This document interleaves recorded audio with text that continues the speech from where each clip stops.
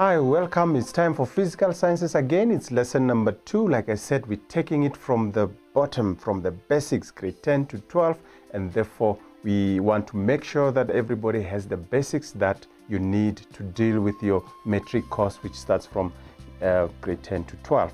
As usual, you are with Diniko Kosa, and today we're going to talk about the structure of the atom again, continuing from the previous lesson and also stretching it further to organic chemistry.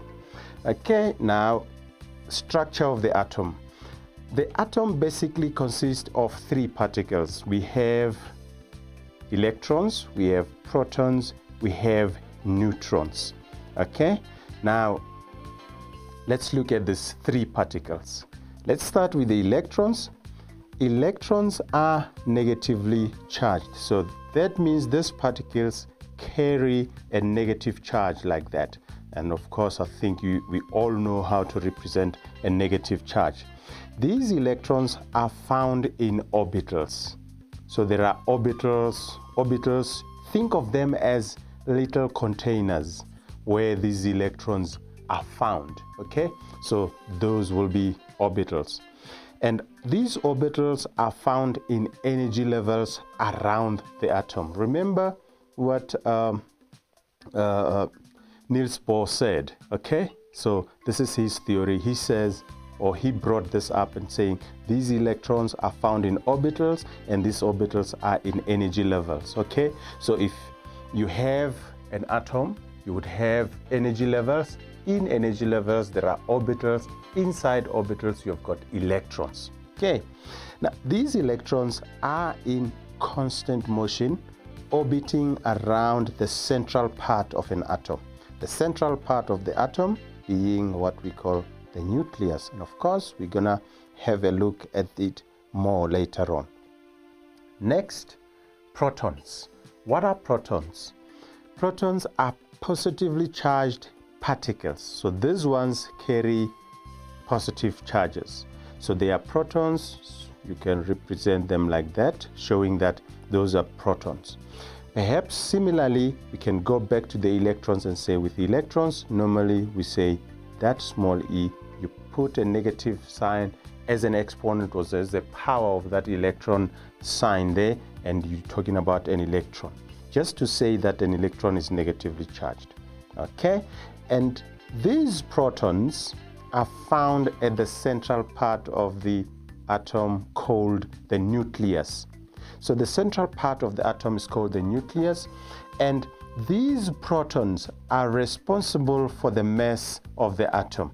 Remember that earlier on, or in the previous lesson, we said that the central part of the atom is called the nucleus. It is small. That's where you've got your positive particles called protons. You also have neutrons that are not charged, okay? And this, it's small, but it's massive. So it is these protons being found in there are responsible for the mass of the atom. Let's see what other particle will be responsible for the mass of the atom. Neutrons.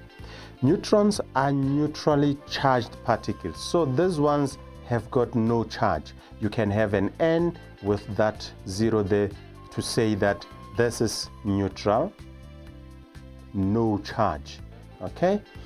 They are found in the nucleus of the atom as well. They also contribute to the mass of the atom, okay? And down here, I wrote that the total number of protons and neutrons in the nucleus gives what we call the mass number of an atom. Thus, number of neutrons would be equal to the mass number minus the number of protons.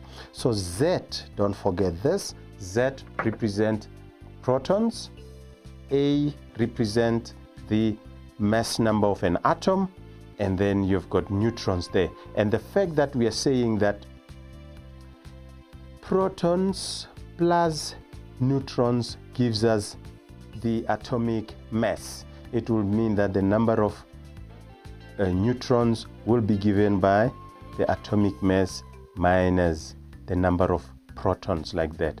This is where that comes from. So that is the kind of logic that we are using there. Okay.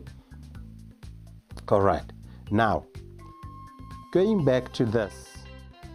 Okay, going back to this here. If we have got protons there and we have got neutrons, and these are responsible for the mass of the atom. Let's check what's happening here. It would mean that if we have, we know the number of protons, we also know the number of neutrons of an atom, we can find what the mass number is. Another thing that we need to know is that the protons, the P's, the protons, these protons gives us what we call the atomic number, and it does not change. So if an atom has got 5 protons in the nucleus, it will stay with those 5 protons. It cannot change, and therefore we use that to give us the atomic number. So atomic number of an element. So element number 5 will be element with 5 protons. Okay?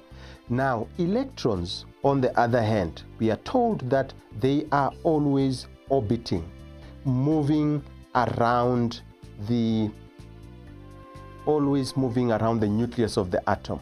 As they orbit, electrons are able to be removed away from the atom, and other electrons may come in, and therefore the number of electrons cannot remain stable in an atom. Right, so that's the basics about the atom that you need to get now as we move on to the next section of our lesson. See you then.